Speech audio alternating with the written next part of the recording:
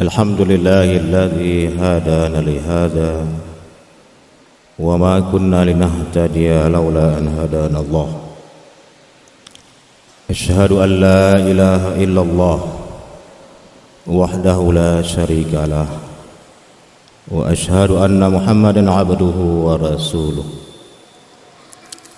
اللهم صل وسلم على سيدنا محمد وعلى آله وأصحابه رسول الله أجمعين فيا أيها الناس اتقوا الله حق تقاته ولا تموتن إلا وأنتم مسلمون وقال الله تعالى في القرآن الكريم أعوذ بالله من الشيطان الرجيم بسم الله الرحمن الرحيم يا أيها الذين آمنوا اتقوا الله وابتغوا إليه الوسيلة وجاهدوا في سبيله لعلكم تفلحون صدق الله العظيم. Kaum muslimin sidang jamaah Jumat yang berbahagia, puji dan syukur marilah senantiasa kita serahkan kepada Allah. Semoga kita sebagai hambanya senantiasa diberikan taufik, hidayah, inayah untuk terus menjalankan perintah-perintah Allah, sembari juga kita diberikan kekuatan oleh Allah untuk terus istiqamah dalam menjalankan perintah Allah dan meninggalkan segala larangan-larangannya. Salawat beriringan salam juga senantiasalah kiranya tercurahkan ke baginda Rasul Nabi Yuna Muhammad sallallahu alaihi wasallam beserta keluarga dan para sahabat-sahabat beliau sekalian. Beliau merupakan suri tauladan yang sudah sukses mencontohkan kepada kita bagaimana ketakwaan, bagaimana kita harus berhadapan dengan Allah Subhanahu wa taala sesuai dengan firman Allah, ya ayyuhalladzina amanu taqullah. Wahai orang-orang yang beriman, takwalah kepada Allah. Ini fokusnya kepada orang yang beriman. Takutlah kepada Allah. Wabtaghu ilaihil wasilah. Carilah jalan untuk mendekatkan diri kepadanya. Wajahidu fi sabilih, dan bersungguh-sungguhlah di jalan Allah. La'allakum tuflihun, semoga kamu akan mendapat kemenangan baik di dunia maupun di yaumil qiyamah.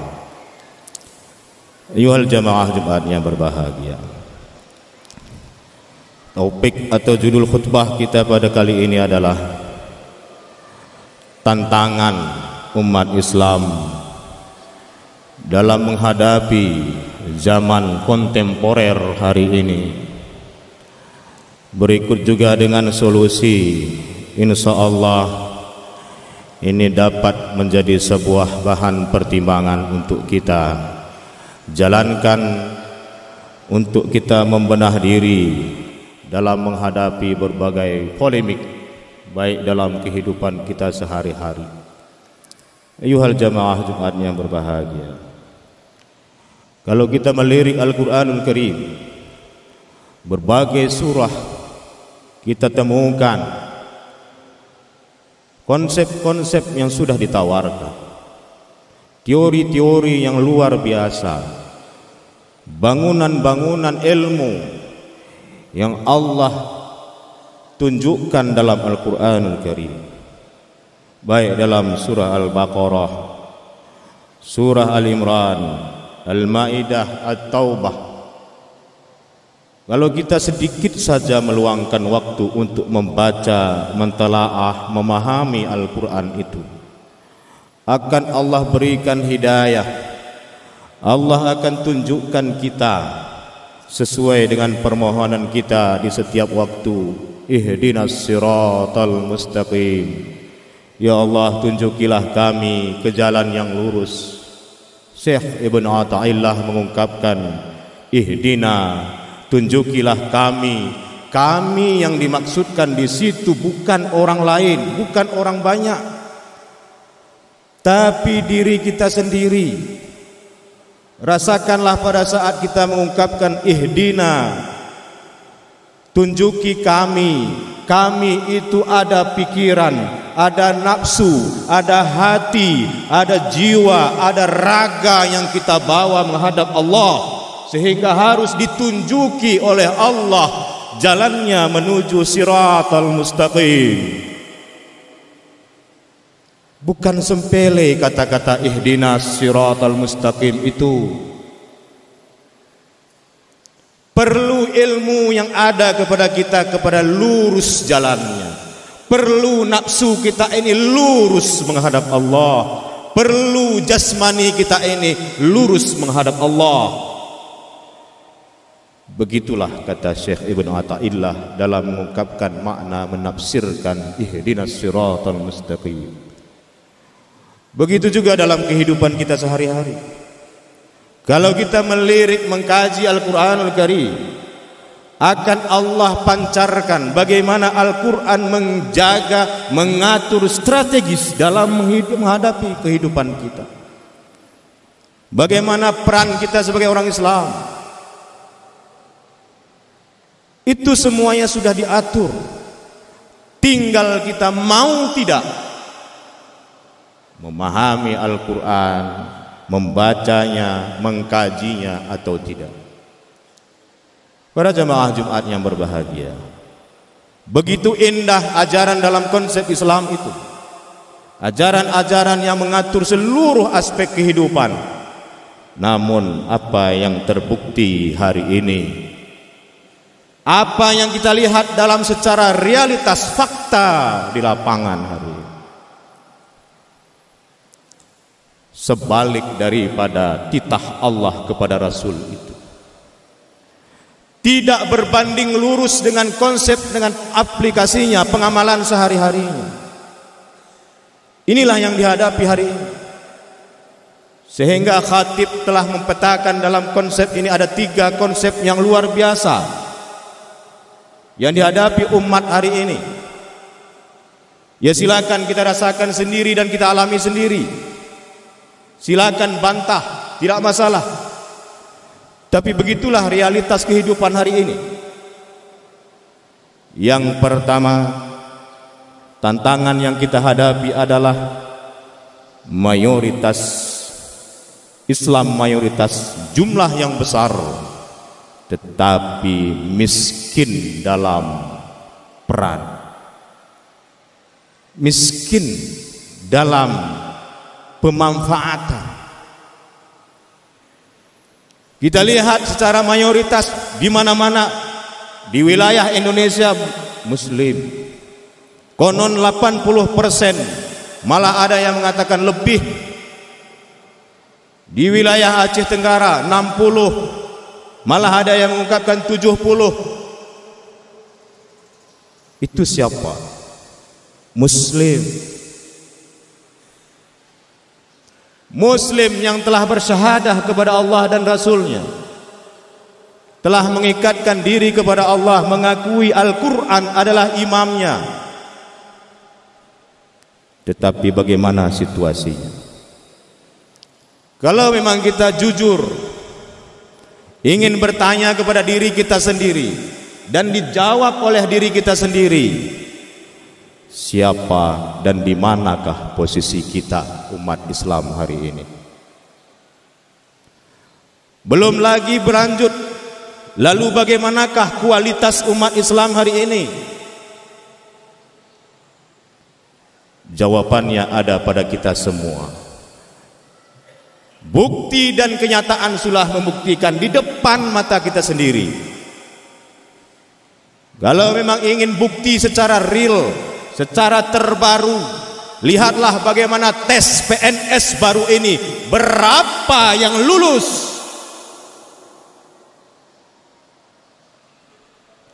para jamaah Jumat yang berbahagia. Saya tidak mau menggali ada kesalahan sistem atau tidak, terserah. Tapi begitulah kemampuan SDM kita, bil khusus Aceh Tenggara. Siapa mereka yang dites? Para sarjana-sarjana Islam yang sudah diwisudakan.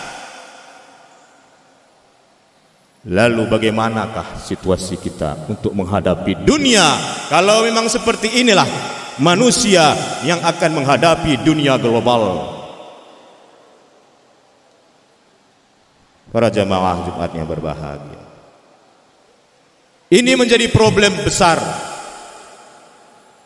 Maka seluruhnya akan terpatri kepada gelar yang pada akhirnya gelar tidak sesuai dengan kualitas manusia itu sendiri.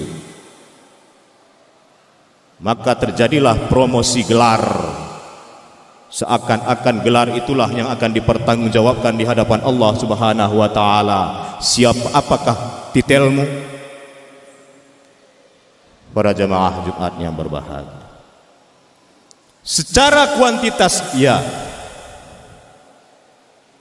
tetapi secara kualitas di sebalik itu sangat menyedihkan. Ayuhal jamaah Jumat yang berbahagia, benar kata Rasulullah, semua kita sudah maklum dengan hadis ini. Yusikul umam antada alaikum kama tada al-akalah. Sudah hampir dekat masanya kata Rasulullah. Itu di zaman Rasul, di zaman sahabat Rasulullah ungkapkan itu. Akan datang umat yang kuantitasnya, jumlahnya besar, tapi diombang-ambingkan oleh orang yang non-Islam. Seperti sair sail, buih di lautan, dihempaskan badai, tidak ada arti apa-apa. Para jamaah yang berbahagia, apakah pejabatnya tidak muslim? Muslim. Apakah anggota dewannya tidak muslim? Muslim. Apakah seluruh masyarakatnya tidak mayoritas muslim? Mayoritas muslim. Tapi diombang-ambingkan oleh para orientalis, diombang-ambingkan oleh pengaruh zaman barat. Sehingga beginilah situasi kita. Para jamaah Jumat yang berbahagia, ini permasalahan pertama. Permasalahan kedua, gamang dan gentar dalam menghadapi Islamisasi. Kita sudah gentar terhadap musuh kita, sehingga terjadilah sebaliknya, musuh kita tidak takut kepada kita. Musuh kita tidak gentar menghadapi kita. Inilah yang diungkapkan oleh Rasulullah. Telah dicabut kegentaran pada musuh untuk menghadapi kita. Artinya musuh tidak lagi mengkhawatirkan kekuatan kita, sehingga apapun yang mereka lakukan kita sami'na wa ata'na. Para jamaah Jumat yang berbahagia, lalu apa yang terjadi hari ini? Dengan gamangnya kita, dengan gentarnya kita, muncul lagi berbagai sesuatu aliran, muncul lagi pendangkalan, muncul perdebatan-perdebatan. Lalu di mana kekuatan Islam? Hampir tidak nampak. Malah dibenturkan antara Islam dengan Islam, NU dengan NU-nya sendiri, Muhammadiyah dengan Muhammadiyahnya sendiri. Bukan Muhammadiyah dengan NU lagi, tapi samin ya niadu. NU dengan ansarnya. Para jamaah Jumat yang berbahagia, inilah yang terjadi. Yang ketiga, berkubang dengan konflik, yang pada akhirnya apapun gerakan muncullah konflik. Pilkada konflik, pemilu konflik, mutasi konflik, di dewan konflik, antara golongan, antara partai konflik. Siapa orangnya? Muslim. Belum lagi berbeda mazhab, belum lagi berbeda alumni. Para jamaah yang berbahagia, 3 problem besar yang luar biasa di hadapan kita hari ini, yang di depan para anak-anak kita, di depan para cucu-cucu kita. Mampukah mereka menghadapinya? Para jamaah Jumat yang berbahagia, solusi yang ditawarkan, silakan mau setuju atau tidak. Kita sebagai umat Islam, jalinlah rekonsolidasi, jalinlah silaturahmi sebagaimana diperankan oleh para ulama, Imam Malik, Imam Hanafi, Imam Syafi'i dan Imam Ahmad Hambali. Beliau itu berbeda dalam penafsiran, dalam konsep malah, tetapi tetap menjalin hubungan ukhuwah Islamiyah. Silakan beda warna, silakan beda partai, silakan beda pilihan. Kenapa harus konflik? Akankah konflik menyelesaikan masalah? Jelas jawabannya ada di dalam Al-Quran. Itu bukanlah rahmatan lil alamin. Islam adalah agama yang mendamaikan, bukan memecah belah. Para jamaah Jumat yang berbahagia, kemudian yang kedua, membangun keadilan sosial dan ekonomi umat. Ini tugas kita. Apapun ceritanya, kalau dalam sebuah negara atau sebuah daerah itu berperan ketidakadilan, pasti menunggu waktu. Begitu juga ekonomi, timbulnya ada aktivitas bom bunuh diri dan sebagainya, itu hilangnya kepercayaan karena status ekonomi yang tidak jelas. Islam sangat memandang ekonomi, Islam sangat memprioritaskan keadilan untuk kepentingan umat, sehingga umat Islam bangun dan jaya di kedepan hari. Kemudian yang terakhir, membangun mobilitas sosial. Marilah, gerakkanlah, bangunlah, sesuaikan dengan peran kita masing-masing. Kullu man ala syakilatih, setiap manusia punya skillnya masing-masing. Dalam surah Al-Kahfi Allah ungkapkan, kalau memang petani, jadilah petani yang sesuai dengan aturan yang berlaku, sesuai dengan aturan Islam. Kalau memang guru, jadilah guru yang tauladan. Jangan korupsi waktu, terlebih-lebih korupsi materi pelajaran. Kalau memang pejabat, jadilah pejabat yang mengayomi masyarakat, mengabdi kepada masyarakat, pelayan masyarakat, bukan dilayani masyarakat. Ayuhal jamaah Jumat yang berbahagia, inilah mobilitas sosial.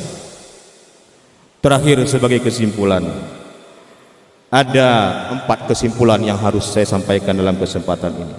Yang pertama adalah umat harus disatukan kalau memang ingin menjadikan Islam sebagai rahmatan lil alamin. Yang kedua, umat harus dimajukan. Kalau terus tertinggal, berarti kita lari dari konsep Islam, Al-Quran dan hadis Rasulullah SAW. Yang ketiga, umat Islam harus dibawa kepada dermawannya, sehingga kedermawanan itu pasti akan terayomi para yatim piatu, fakir dan miskin, sehingga terasa dan membekaslah dalam kehidupannya adanya Islam sebagai rahmah.